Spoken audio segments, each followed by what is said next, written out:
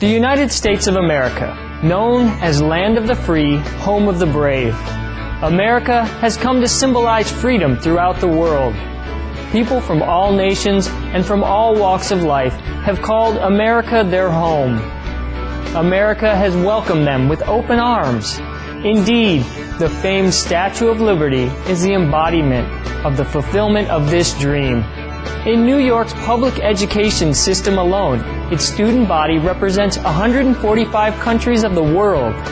The United States is also a very spiritual country, allowing freedom of worship to its citizens. Indeed, religion has traditionally played a large role in American society. Many of the original European colonists came to America for religious reasons. Religion still has a major influence on American politics and culture, more so than in other industrialized nations. We now invite you to listen to the following discussion with Supreme Master Ching Hai and our association members entitled The Choice of Each Soul in Los Angeles, California, USA in June 1998.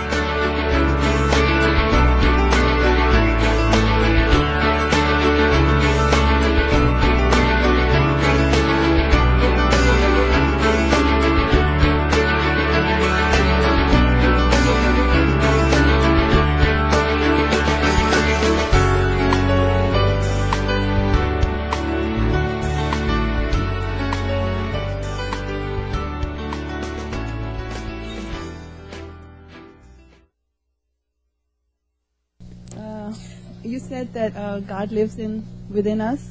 Well, not I say, all the prophets say that. All right. Your prophets say the same. Muhammad said the same, didn't he? Yes. Mm-hmm. And he even said all religion are from God. Yes. And I do believe in that. Yes. And you also said that when God is in us, we are also God. Yes. Okay. And I also have another strange feeling. Yes. I feel that you are me, and I am you. Wow, that's wonderful. I'm very honored. So is that all right? That's very all right. Is it all right? Okay. Welcome to the same feeling. Yeah. So Join the group. They all feel the same way. Don't you feel like that, Pam? okay, Yes. yeah. It feels to be good, among my own people. Yes. Really, it's ecstatic. Feel like it's your own, right? Yes. Yeah. Yes. First time, but Yes. like forever. First time. That's the and way it should feel. I'm Yes. glad. Yes. I'm glad too. So what else is the question? I do have another question, but should I go public? Oh, go all out. Okay. See, what happened to me, like March 18th, my whole life changed. March 18. March 18th, 98. The world was different. Yes. I spoke differently, I acted differently, people responded to me differently. And better or? Better. Oh, wow. It's like, whatever happens, it's happening. I have no control, and yet I'm very powerful. March 18th. What is that? Well, Tell people. Well, what happened was I worked on a project that day for my painting class. Uh-huh. It was a drawing I was supposed to do, and they asked me to do a self-portrait. Mm-hmm. And I did that, and I drew what was inside me. Mm-hmm. I wrote an Arabic verse on that from Quran, Mm-hmm. and that was the real me. Mm-hmm. And I didn't know what had happened, but when I went outside, it was different. Mm-hmm. Things were happening that had never happened to me before. People were responding to me in a different way. Mm-hmm. And when the teacher saw that painting, she said, "This is it." She said, "Rizwana, you got it." Oh.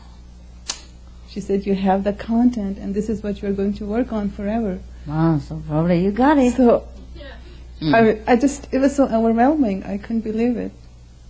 So now what's the question? The You don't like question that? is, I do, but It's hard to believe. I wonder if it's my mind playing tricks on me, or is it real? Well, even if your mind plays trick on you, it's a good trick. Yes. Very pleasant illusion. Yes. And there's another thing also. All my dreams, all my wishes are coming true. Mm. And it's not just me. It's whoever, my friends, if they say something to me, or, whoever, and they come and tell me, hey, why don't you all learn painting and quick? Huh? Okay, what's your name? Rizwana. Rizwana. Rizwan. Yes, Rizwana. So my question is... What does it mean? Rizwan. Rizwana. In Quran, well, there are two meanings. One is paradise, and another one is for the to do something to please God. Mm.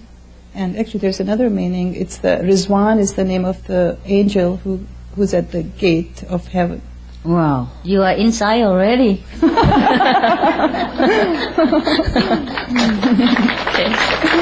Well, congratulations. Enjoy. Huh? Okay. All right, thank you. Right, you're welcome. That's we only have to recognize ourselves, and other people will. Well, we can reverse the sign of aging, Now it's the 21st century, people do that. They have cream and all kind of things to reverse the aging. Also, we have cream for the soul. You can become young again. That's good. Yeah. Okay. Good. The Prophet is very pleased with you. He told me.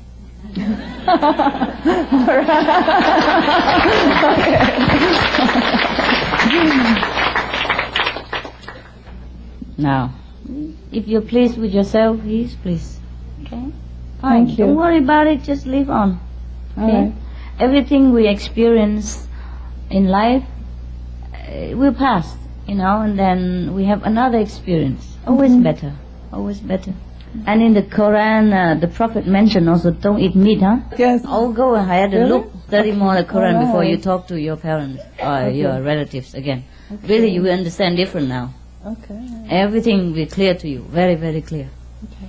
Yes. The Prophet also teach non-discrimination between religious believer. Yeah. Yes. Okay. Right. All right. You Thank study you. more of this Quran, okay? Make sure you know what you're talking about. Yeah, sure, I'll do that. I know the Quran. Suddenly I forgot which page to tell you. Otherwise, I have studied the Quran and exactly the teaching, the same like all the Prophet. I'm very happy that you came at last. Yeah, we have a lot of other Muslim friends too, like in the East, Orient, we have a lot. Yes, sometimes they came and give me a jasmine perfume, which is the Prophet Muhammad's favorite. He used to like jasmine flower. Yes, I love him too. Yeah, this is his favorite. See, we don't have him here in America. Yeah. Oh, you can buy perfume. Oh, yes. Yeah, I used to have a lot of jasmine flower in my house too. I didn't know there was a Prophet's favorite until later on, because it doesn't say so in the Quran. I didn't know that either. It doesn't You say just that told in the me. Quran. It say in another, like kind of biography kind of his story. Yes. Okay. Yeah. Okay. Well, I'm glad you know so much about Prophet Muhammad. I don't know that much. but Seems well, like you know more than I do. Thank you very much. Okay, I'm very sorry that I forgot a lot about the Quran. Otherwise, I would tell you more. Yeah. At least he said, be a good guest on earth. Yes, he did Yes. that. Live a rich life and be a good guest. Yes. He doesn't tell you to be ascetic either. Rich also spiritually and materially. Be the good guest on earth. Live a rich life here. Yes. So he says, guest, we are guests here anyhow. He knows. We are from heaven. See? Yes, we are. So, what else does he mean if we only are guests here? Right? Yes. And he always talk about heaven and God.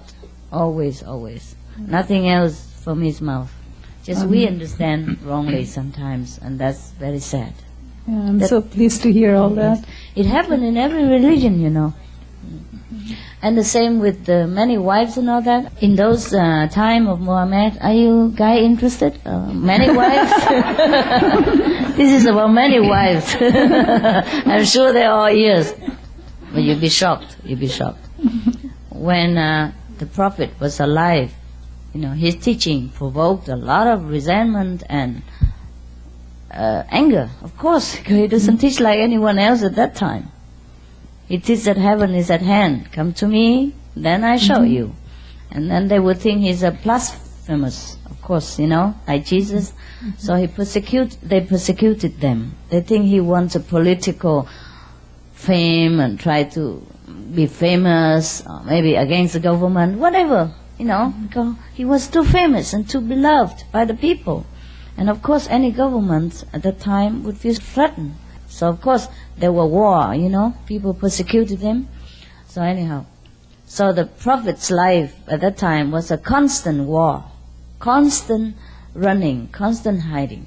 It's a very terrible time for him and for his followers. But still their faith is very strong, so they stick together. So the man and woman, the men would form a shield, around the woman and family. Of course, they would have to be a reluctant shoulders, to be on alert, to be on a watch out, and they're the one who die first, because they were in the front. So if they die, the families are left behind. So the compassionate Prophet have to tell his leftover disciple, whoever the man left over, have to take care of his brother's wife and kids as your own wife and kids. You understand? And only the one who able. That's why he make a rule, like if you take, for example, you take on 2-3 wives from your brothers, then you have to give them exactly the same thing, like you give it to your own wife. So that's only fair. You have to treat your brother's family as your own. Of course, no, we do the same here. Of course, that's a brotherhood. And then, of course, only the one who able should do that. If you couldn't fit your family, how you take on more family? And that's very fair only. That's very just and very wise. So that's how the brothers took on other wives and kids. That was a spirit of brotherhood, because your brother sacrificed his life for you also, and for your family also. So his wife and kids you have to take care. Or wife, or kids, or wife and kids. If you can, do it. And share equal your property among, your wife and the other wives. Treat it as your own. That's the Prophet's compassionate instruction and the wise strategy at that time. Yes, it was due to the necessity of that time, at that time that you can take in more wives than necessary. But they didn't take it in as wives, as to take care. Yes, like the Sikh guru. I think the last one or the fifth. He was also offered a young wife later on, and he accepted her, but they now live together. Yeah, he made her become the mother of the Sikh soldiers. So she took care of him.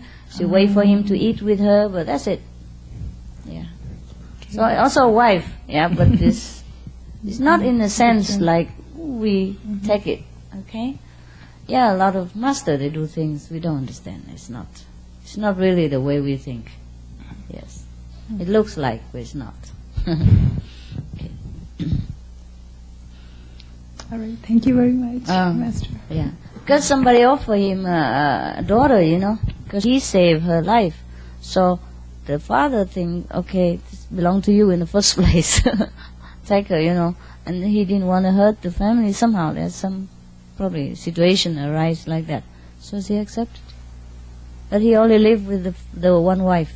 That's it. Yeah. Yeah. I would like to know, please, what happens when somebody commits suicide. Well, then he died. So many times in Western religion, you hear that they go to hell for that, or that they're condemned for it by God. What is your view? They're not condemned by anybody. They're just in a lower level of consciousness, and they have to stay there for a while. Well, obviously I answered my own question. If they haven't reached enlightenment, then they would have to be reborn again and pursue again. Oh, sure, of course. Later. Anyone, even without commit suicide, they have to be reborn again until they're enlightened. Yeah? Thank you. But the commit suicide people in a lower level. Yeah? Very, very low level, is suffering. And until they really had enough of it, and they get out. Or somebody pray for them, like Kuan Yin practitioner, really love them, think of them, pray for them, then they get out quicker. Yeah? Commit suicide is a bad crime for yourself. Should never do that. Okay. Master, I was told that I cannot mix my mantra meditation, which I used to do before, with Kuan Yin. It will be detrimental to my spiritual growth. Sure. So I should not. You're not concentrating on one thing. Concentration, one-pointed devotion is good for everything, anyhow. So since you're here, you might just well devoted yourself here. You come back and forth like that, you're confusing yourself. Wasting your energy. Capiche? Okay. It's not forbidden, but it's not very good. It's like you know that very well. Everything we do, we have to do wholeheartedly, right, in order to get a result. And when you were there, and you should have been devoted there at that time, and since it didn't give you any effect, any result, and now you switch to here, and you should be all-hearted here, otherwise you get the same, confusion and no effect again. Waste your time, huh? Okay. It's not forbidden, but it should not be practiced. Thank you. Well, welcome. Good afternoon, Master. My question was, I had a friend that believed in you, and he read about you, and he wanted to be initiated, but he wasn't given the chance to be initiated because he was killed. And before that, right? Yeah. Before initiation, he was killed. Yeah. So. And I was wondering, is there perhaps in his next life where he'll be able to be initiated into a Kuan Yin, or just somehow be saved? If he believed before he died, the Master takes care of him. But he wasn't formally initiated. Never mind. Thank you. Yes.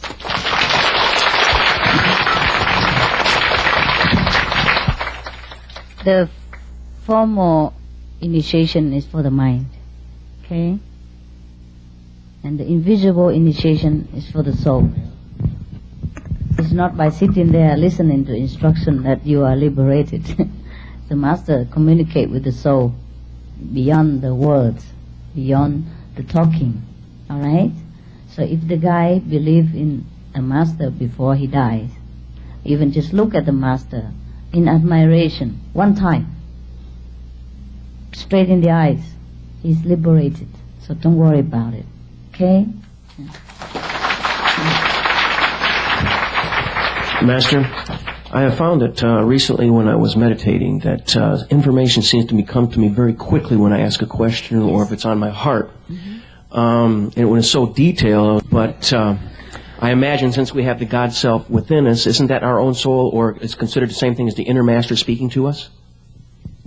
If it really helps you, if the information is correct, you find it out, then it is. Why isn't it so easy to recollect this information after meditation? Why what? Sometimes it's so detailed, sometimes the information is not easily recollected, like visions and things like that. Oh, of course. Then that's why before you meditate, you should have a pad next to you. And jot down quickly the main point, okay? 1, 2 words to recollect later. Yeah, because during meditation, you are in a different level of consciousness. And when you come back to this physical one, you forgot.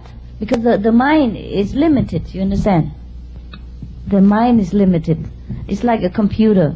It's not equipped for the whole information in the universe. So sometimes they miss out the information, okay? Or it's defected, it's defected, the mind, the computer. Yeah. Thank you, Master. One other simple question which modern religions teach as far as the Christ teaching was concerned. Sometimes they're misrepresented, I understand, or mistaught. Mm-hmm. Is there such thing as an unforgivable sin? I realize we have to forgive ourselves, but no. There is none. No. You have to realize that every soul selects his own path to walk toward God in different fashion and different timing. All right? We are here, those who more experienced, who walk in advance, are ready, like the angel or the masters of the universe, are ready to assist any soul should he or she wish to make a different choice in any time of his life. Okay? And a higher choice, of course, the better.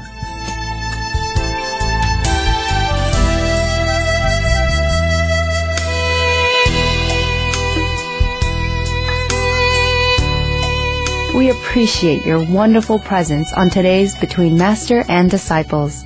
Please tune in tomorrow for part 2 of The Choice of Each Soul. Up next on Supreme Master Television is Healthy Living. We wish you many beautiful and joyful days.